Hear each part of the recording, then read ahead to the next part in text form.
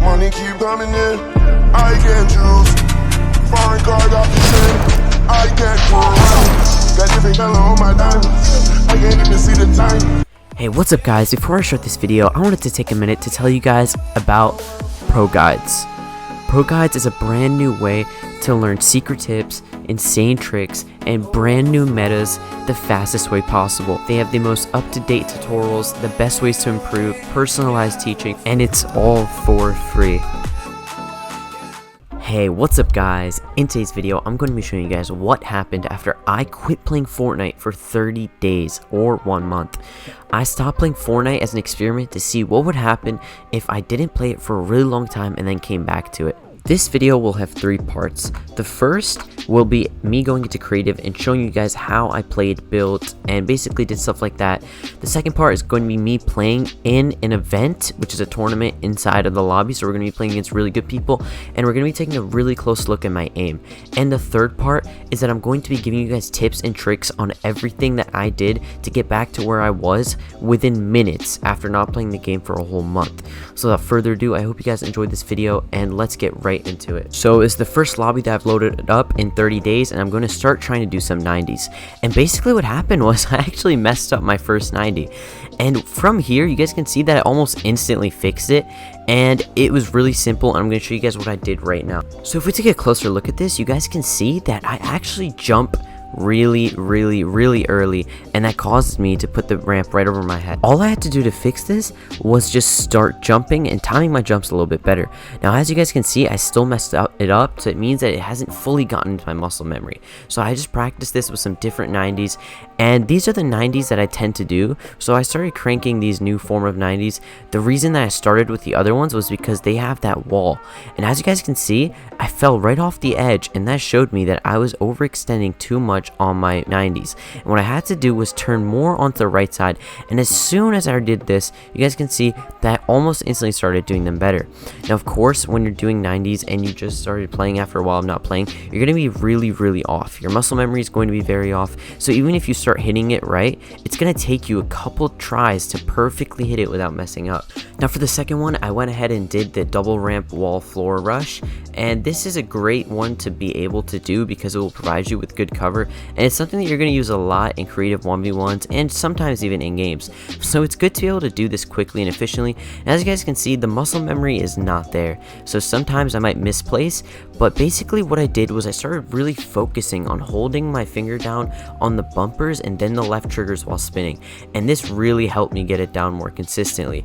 And as you guys can see, I have a little bit of problems with my 90s when it comes to Harry Pottering, so what I did was I started looking down more instead of peeking up too quick, and what this did was it really helped me stop putting that floor on top of me, which stopped me from getting past it and basically losing momentum. Now the next trick, I think it's called the trifle cone or something like that, and basically it's the trick where you turn around and you put walls, a floor, and a cone right on top of you to protect yourself. Now I've practiced this a lot, so it's something that's really embedded into my muscle memory, and what it taught me was that your muscle memory is something that will stick with you if it's something that you've practiced a lot. So as you guys just saw, I did the face away high ground retake with ease, with absolutely no problem whatsoever, and what this showed me was that I basically am really good at keeping muscle memory for the moves that I've practiced a lot in creative. And what that tells me is that for you guys, if you guys ever take a break from Fortnite and you've been someone that spends a lot of time in creative practicing, there's a really good chance that you won't really lose your skills too much. And if you do, you'll be able to get right back into it.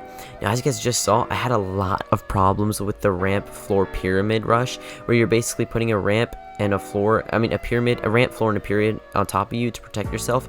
And my main problem with this was that I'd keep accidentally pressing my right trigger before I actually went into edit mode. And I realized this instantly, so I started practicing it, and without any time, I instantly started getting it right, and I was able to hit it multiple times in a row without messing up. After the next one, I had a robot here, so I wanted to see what would happen if I was to try to avoid getting shot at while building towards it.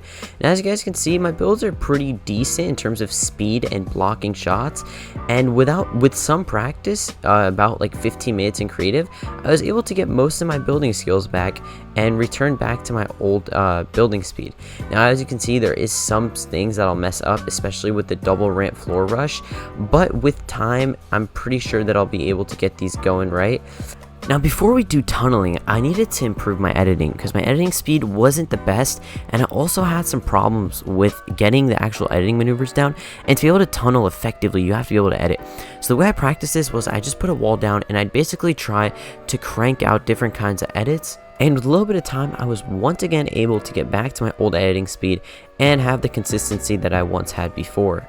So after practicing editing, I went right into tunneling, and although I had some mistakes with it, I generally started getting better at it because I got better at just moving less and being less shaky with my movement, so that I was able to focus more on just opening up that wall and not really like spraying around my aim like you're seeing me do now. This is a big problem that controller players can tend to do a lot when they're tunneling because they don't have that control that PC players have. But with some practice, you'll be able to tunnel very well. And I'm going to show you guys an example of how I basically played right now on the screen after practicing tunneling for a bit. Now, tunneling was a bit harder than the other ones, I'll be honest. It's probably the hardest one in terms of getting back into it. So I'm definitely going to have to practice more in creative to get back to where I used to be. And it's probably going to be like this for a lot of you guys, unless you guys are people that have really practiced this in creative and have really gotten the muscle memory down. Now what I went ahead and did, and I jumped into a game of arena to basically test my aim. To see how good my aim was, I went straight into Tilted Town where you can't build or do anything. This is the best way to test your aim and to make sure that your aim is on. And I did this during an event. So right now we're playing in the solo cup, and to put it simply, my aim was pretty garbage. I hit the guy with the shotgun and I missed pretty much every shot with my AR, and it caused me to get instantly killed by this guy within the first fight that I played. Now, I instantly fixed my aim as I jumped into game 2, and as you guys can see, my aim is very on. So let's go back and take a look at why I messed that last fight up and how I fixed it so that I was able to get good aim after that first fight. Now, when we slow this clip down, you can see that I do hit my shotgun shot, but here's where the problem comes. My AR shots are very off, and I'm missing every single shot. So what I realized is that I really need to start focusing on my aim to be able to hit those shots better, and this is what happened in game 2.